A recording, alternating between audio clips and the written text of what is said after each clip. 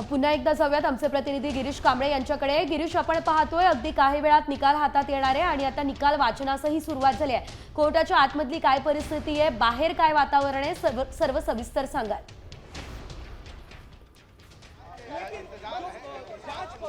न्यायमूर्ती लाहोटे हे आता या ठिकाणी निकालाचं वाचन आहे ते करत आहेत। 17 वर्षाचा जो युक्तिवाद आहे या सगळ्याचं यानंतर आता या निर्णयाकडे आता सरांचं लक्ष लागलं होतं। तो आज निर्णयाचा दिवस आला आणि आता या ठिकाणी न्यायालयाचं जे विशेष NIAचं विशेष न्यायालय आहे त्या ठिकाणी सुनावणीचा निकाल आहे तो या ठिकाणी होतोय।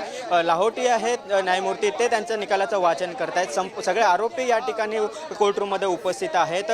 जे आरोप करण्यात आले होते, अभिनव भारत ही जी संघटना आहे, सर्वप्रथम पहिल्यांदा हिंदू दहशतवाद जो काही संकल्पना किंवा शब्द उच्चारण्यात आलेला होता त्या संदर्भातली संघटना आणि या संघटनेने या ठिकाणी या संपूर्ण प्रकरण घडून आणलं असा आरोप करण्यात आला होता। या संपूर्ण प्रकरणाची चौकशी करण्यात आलेली होती। सुरुवातीला ATS प्रमुख हेमंत करकर यांनी तपास केला, त्यानंतर ते शहीद झाले। यानंतर हे संपूर्ण प्रकरण NIAकडे गेलं। त्यानंतर 2017 साली साध्वी प्रज्ञा सिंह यांना जामीन मंजूर झाला, त्यानंतर पूर्वी त्यांना जामीन मंजूर झाला। हळूहळू कालांतराने सर्व आरोपींना जामीन आहे तो मंजूर झाला। मात्र या संपूर्ण प्रकरणाची चौकशी आणि या सुनावणी आहे ती सुरूच होती।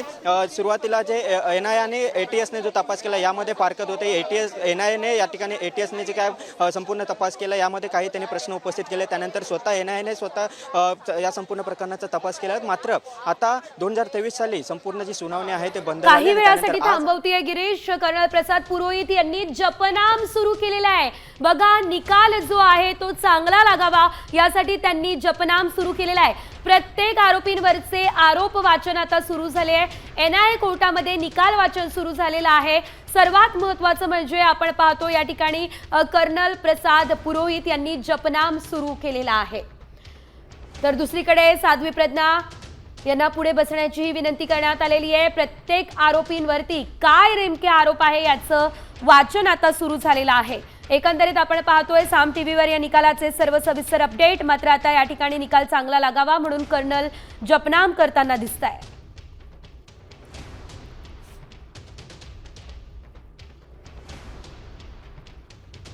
तर lieutenant colonel Prasad Purohit बॉम्बस्फोटाचे mastermind आहेत। त्यांनी RDX पुरवला। साध्वी प्रज्ञा सिंह स्फोटासाठी वाहन हत्यारं त्यांनी उपलब्ध करून दिली असे आरोप त्यांच्यावर आहे। आणखी एक मोठी बातमी, साध्वी प्रज्ञा यांनी पुढे बसण्याची विनंती केलेली आहे। मोठी बातमी, घटनांची तपशीलवार माहिती वाचायला सुरुवात झालेली आहे। साध्वी प्रज्ञा यांनी पुढे बसण्याची विनंती केली असल्याचं आपल्याला पाहायला मिळतंय। घटनांची तपशीलवार माहिती वाचण्यास सुरुवात झालेली आहे।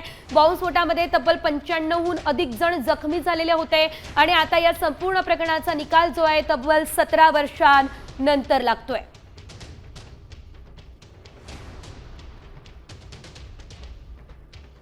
तर आपण पाहतोय घटनांची तपशीलवार माहिती आता वाचली जाते। बॉम्बस्फोटाचा कट रचल्याचा आरोप साध्वी प्रज्ञा ठाकूर यांच्यावरती आहे, त्यामुळे निकाल नेमका कसा लागतोय बघणं महत्त्वाचं असेल। मालेगाव स्फोटाचा निकाल अगदी काही वेळात येणार आहे आणि साम टीव्हीवर तुम्ही याची प्रत्येक अपडेट जी आहे ती पाहू शकणार आहात। त्यामुळे जे महत्त्वाचे भारतीय नावं जी या संपूर्ण प्रकरणामध्ये आहे, जी महत्त्वाची भारतीय नावं यामध्ये आरोपी ठरवलेली आहे, ते यावेळेस निर्दोष ठरतात की दोषी ठरतात हे बघणं महत्त्वाचं असणार आहे। RDX प्रसाद पुरोहित यांनी आणल्याचा देखील पुरावा रेकॉर्डवर नाही असं कोर्टाचं म्हणणं आहे। बघा, मोठी बातमी आहे। अधिकची अपडेट घेऊयात आमचे प्रतिनिधी गिरीश यांच्याकडून। गिरीश, आपण पाहतोय निकाल वाचन सुरू झालेलं आहे। काय आरोप प्रत्यारोप केले जात आहे, निकाल वाचनात काय म्हटलं जात आहे, सविस्तर। आता isakal.com आहे देशातील नंबर 1 ची मराठी न्यूज वेबसाईट। प्रत्येक अपडेटसाठी isakal.com ला नक्की भेट द्या।